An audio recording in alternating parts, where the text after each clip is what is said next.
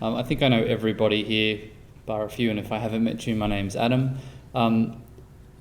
Even though this is called the changing role of finance, if you're not in finance, don't worry too much, because I almost see it as a sort of a catch-all for, I think, the segment of people that use Solvexia the most, which is, you call people working sort of in the back office, the mid office that typically pay, and you'll see as I go along today, historically have sort of played the supporting role to some of the more traditional front office type roles, so the sales areas and things like that. And what triggered this presentation is just a bunch of research we've been doing over the last 3 to 6 months, and just the sheer volume of content that's been out there from pretty much every credible source, including the big four, the big management consultancies, etc. So there's a lot of attention, and we do seem to be at a critical juncture point in time, and hopefully as I go through today, you'll see that as well. But before I get into the finance piece specifically, I was trying to think of an analogy I could use. This is the best I could come up with, but don't read too much into it. So but I was trying to think of an industry or a profession that has changed over time, partly due to technology, and I think surgery is a great example. So back in the Middle Ages, surgery sucked. So you didn't actually have surgeons, you had barbers who performed the surgery simply because they had a ready supply of razors. And essentially all they did was amputations. So you really didn't want to have surgery back then. And the physicians of the time, they considered themselves above surgery. So they preferred to live in castles and service royalty and work in academia and things like that.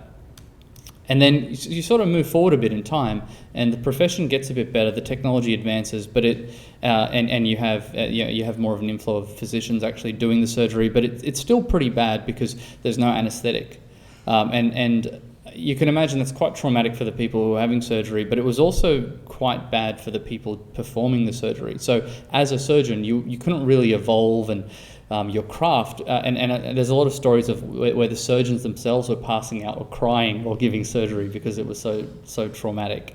But that all changed in 1846 when they started operating under ether, and the benefit to the patient is obvious, but also again to the profession. So by taking on that technology as a surgeon, you could operate in a completely different environment. You could take your time, you could evolve, you could grow, and it really changed what it meant to be a surgeon. And you fast forward that today, where it's almost unrecognizable from the past. But also, if anything, the last few slides have taught us is that this image is also not going to stay static. It's going to evolve further, and as technology comes in, and there's already the wave of technology coming in with the robotics and being able to perform surgery while not being anywhere near the patient, and who knows where it will go, and depending on whose opinion you take, could be really good or really bad. So anyway, that brings us to finance, and the consistent message in the finance landscape is one where the finance role is changing from that of the steward, so the person who's responsible for the planning, making sure the compliance is on point, making sure that you're minimizing your risks, to what they're calling the catalyst and the navigator. So someone who's actually a co-driver of strategy, someone who works with the business and helps them point them in direction of where they need to go. And it's not just about sort of the idea of finance strong-arming their way in and saying this is what you need to do. The argument that keeps getting repeated is that people in that finance space have a way of thinking about problems and using data that frontline people traditionally don't. And I've got a few examples of that as I go along.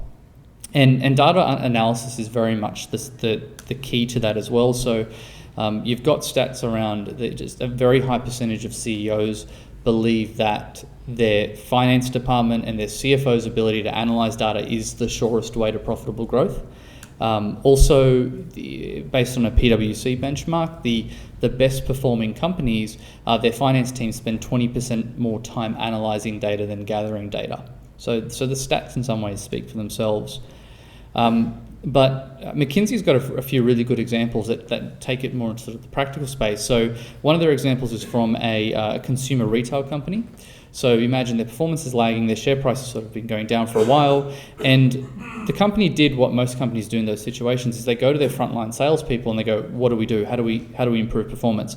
And they do what any salesperson who's been working in the industry for 20, 30 years does. They go, well, we need to sell more. We need to pump money into marketing, we just need to sell more product. But then finance come along and they with their understanding of the data and with an understanding of things like marginal economics, they look at the data and they go, well, actually our gross margins are, so the margins we make are so low that selling more product is actually not going to have that much of a benefit. But if you look at, say, the operating costs that have gone up significantly over the last 3-5 years, why don't we do something there? So it really becomes a matter of where do you point your transformation efforts. And the frontline managers, they don't look at it that way, because for them historically it's just sell more, make more. So the argument they're making there is that it's just that different perspective that the finance area can provide. Another example is in a natural resources company, similar sort of story. So if you think of different sites for that company, you've got production managers who are just basically have the mindset of, we need to pull more stuff out of the ground and sell it in order to make more money. But then again, where finance come in and provide that value is to say, well, actually, no, because some sites are more efficient than others. You also need to factor in things like commodity price swings. So really what we need to do is focus on things like operational flexibility, so that when the commodity prices go sideways, we can say scale down production on one site and increase it on another site in order to make more money. And obviously our opinion in terms of where the technology comes into play is it's really about making time to grow. And when I say that, it's all those traditional roles of the financial steward are not going away. So we think that companies need to embrace technology so they can carve out that time to become those catalysts and navigators. And call us biased, but we think automation is obviously the key. But it's not just ourselves. So this is from that same benchmark report from PwC, where they looked at the different areas within finance where they see opportunities for automation, and they split it up between waste that could be cut out of processes, but also the areas that could be automated. And there's a ton. I mean, we're not going to go through the list today, but there are lots of areas that where companies can benefit. And there are other trends as well where we're seeing an overlap in that thinking. So 2 years ago, if you asked CFOs what was the most important skill that they look for in new hires, they would have said Excel. That's fallen dramatically since then. These days, they're looking for people with skills in new technologies, adaptability to new technologies, new ways of thinking. And from the automation perspective, we think that there are lots of challenges that finance teams do need to overcome in order to be able to automate. The three main ones that we see time and time again is, one is the culture, and having an automation mindset. The second is obviously having people capable of doing the automation.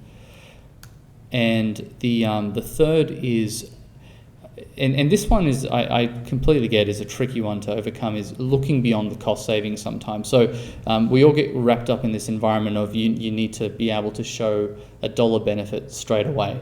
But if you think of the things we were talking about earlier, the benefit of becoming that catalyst or navigator and helping the business find new opportunities, that might not be realised for 6 months, a year, 2 years. So it requires a different way of thinking. With automation cultures, and we've got, and I'll show you a little later, we have some ebooks that we've written that go into this stuff in more detail. But broadly, what we see is the high-performing groups have a culture of a willingness to challenge things that just are. They really want to add value to the business areas that they work with. They have a focus on making things as efficient as possible, so not just keeping things, again, as they are. And this is really important. They follow an 80-20 rule, so they avoid the trap of perfection. And I think, and just over the years of seeing that, it's if you're going to be successful with things like automation or doing anything with technology, you need to follow some form of 80-20 rule. And they're obviously willing to learn new skills and understand new technologies. Having the right skills, we think that there's 6 main broad skills that teams need to have. One is logical thinking, so being able to think about their tasks and their processes logically. The other is technical skills. Now that means having, you don't need to be a PhD, but you do need to have some skills in terms of good Excel skills. But more and more we're seeing people in finance roles with some sort of programming skills or exposure to programming. Data analysis is obviously important as well, so that could be things like having SQL skills or just an ability to work with large sets of data. Process analysis, so being able to take a process and break it down and almost describe it like a recipe as a series of inputs and outputs and how you get from the inputs to your outputs. Solution design, so then being able to take that and actually turn it into some sort of solution in terms of that process. And then project management, because ultimately if you're doing anything with technology and you're taking something that was being done manually previously, you don't need to be a project management guru, but you need to have a basic ability to, things like manage expectations, follow a plan, deliver things on time, etc. And then in terms of the cost savings, the key thing is that often it's very hard to quantify 100% of the benefit that you're going to get from automating or from embracing this technology. So things like how do you value an overall simplification of the work you do, or suddenly meeting deadlines, or having happier staff, or really tying it back to the beginning, how do you quantify becoming that finance catalyst? So to wrap up, as I said, we think that there's a lot of evidence out there that the finance role is changing fundamentally. If you want to check that for yourself as well, just go onto Google and type in the role of finance, and what you'll find is just a long list of white papers and really good in-depth articles from your PwCs, KPMGs, McKinseys, etc. The value that technology can bring to this is in its ability to augment finance people and augment the finance mindset. It really gives people time. So the way we see it is automation is all about carving out more time so you can focus on becoming the finance person of the future.